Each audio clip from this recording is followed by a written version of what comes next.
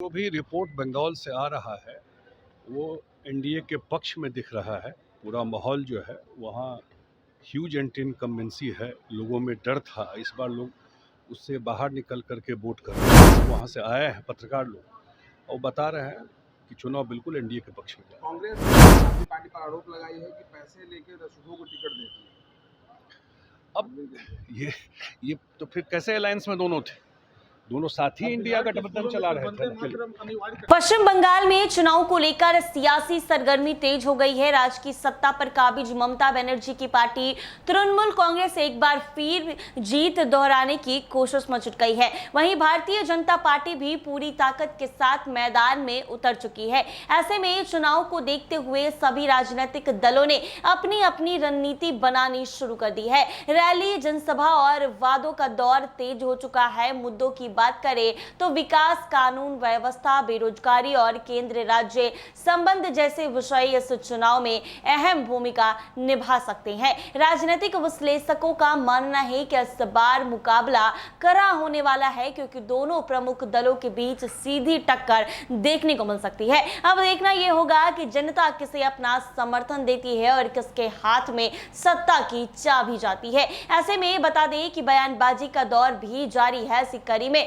प्रधानमंत्री के मोदी के बंगाल में सरकार बनाने के दावे पर अब जदयू के कार्यकारी अध्यक्ष संजय झा का बड़ा बयान सामने आया है। साथ ही उन्होंने कांग्रेस और आप के बीच मचे घमासान पर भी चुटकी ली है। बंगाल चुनाव और पीएम का दावा पर प्रधानमंत्री नरेंद्र मोदी के उस बयान पर, जिसमें उन्होंने बंगाल में एनडीए की सरकार बनने का भरोसा जताया था, जदयू नेता संजय झा ने मुहर लगाई है। संजय झा का बयान, बंगाल से जो भी खबरें आ रही हैं वो पूरी तरह से एनडीए के पक्ष में है। लोग घरों से बाहर निकल रहे हैं और भारी संख्या में मतदान में हिस्सा ले रहे हैं। ये बदलाव की लहर है जो साफ तौर पर देखी जा सकती है। क्या कुछ कह रहे हैं संजय झा, वो जरा सुने आप लोग।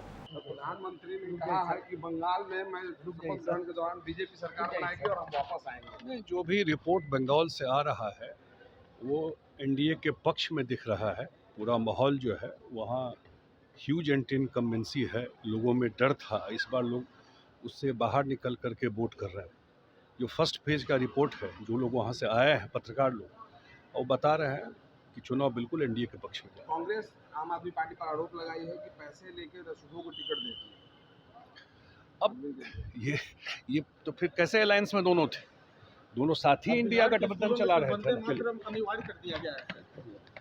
सर, अरविंद केजरीवाल ने सर कोर्ट का बहिष्कार किया है।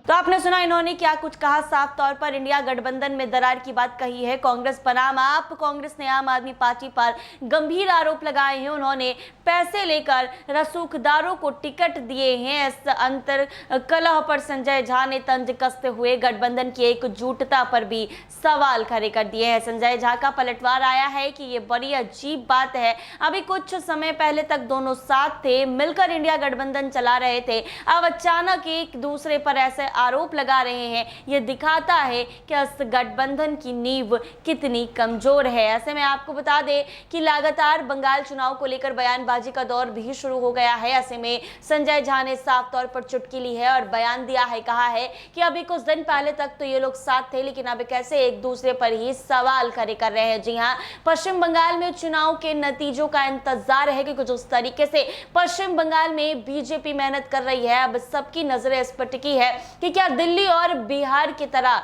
बंगाल में भी बीजेपी की सरकार बनेगी। हालांकि ममता सरकार को वहां से हराना मुश्किल है, क्योंकि उनका भी समर्थन काफी ज्यादा है। लेकिन अब देखने वाली बात होगी, देखना ये होगा कि आखिर बंगाल में किसके सरकार बनती है, वहां की जनता किसको समर्थन देती है। ऐसे ही तमाम अपडेट्स के लिए बने रहे NBC 24 के साथ।